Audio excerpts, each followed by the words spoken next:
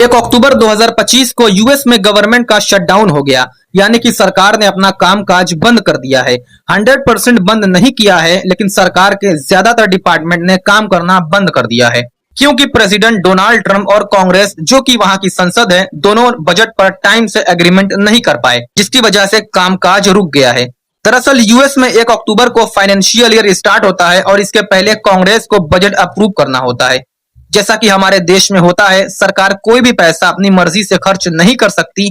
सबसे पहले उस बजट को संसद में पास कराना होता है। इसका मतलब है कि सरकार के पास अपने काम चलाने के लिए पैसा अप्रूव नहीं हुआ। इस वजह से लगभग 7.5 लाख सरकारी कर्मचारी को टेम्परेरी छुट्टी या परमानेंट जॉब जाने का खतरा है।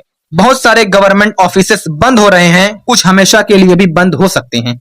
ट्रंप ने कहा है कि वो कुछ ऐसा कदम उठाएंगे जो वापस नहीं लिए जा सकते, और उनका नुकसान उन प्रोग्राम्स को होगा जो डेमोक्रेट को पसंद है। डेमोक्रेट एक तरीके से हम कह सकते हैं कि वहां का अपोजिशन है। जैसा कि इमिग्रेशन पर सरकार का काम जारी रहेगा, लेकिन एजुकेशन और एनवायरनमेंट जैसे एरियाज में प्रॉब्लम आएगी। ये सब इसलिए हुआ क्योंकि डेमोक्रेट्स चाहते हैं कि हेल्थ इंश्योरेंस के लिए सब्सिडी जारी रहे, क्योंकि अगर ये खत्म हो गई तो लोगों के मेडिकल इंश्योरेंस के प्रीमियम बढ़ जाएंगे। लेकिन रिपब्लिकन्स, जो कि डोनाल्ड ट्रंप की पार्टी है, और ट्रंप इस बात को मानने को तैयार नहीं है। दोनों साइड की बातें फेल हो गई और ट्रंप ने मीटिंग के बाद एक वीडियो भी पोस्ट किया, जिससे सिचुएशन और खराब हो गई।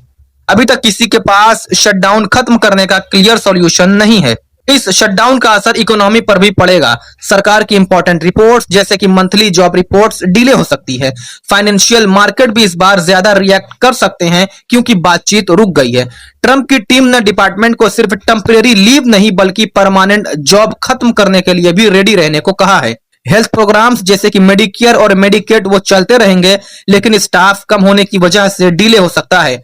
म्यूजियम कुछ दिन तक खुले रहेंगे, लेकिन नेशनल पार्क को सेफ्टी के लिए बंद करने का सजेशन दिया गया है। ऐसा शटडाउन पहले भी हो चुका है।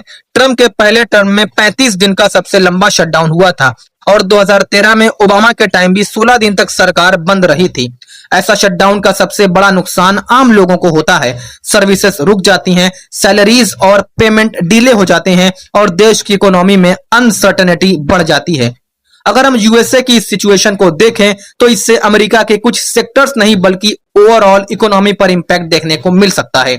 आप इसके बारे में क्या सोचते हैं, कमेंट बॉक्स में जरूर बताएं। Thanks for watching this video.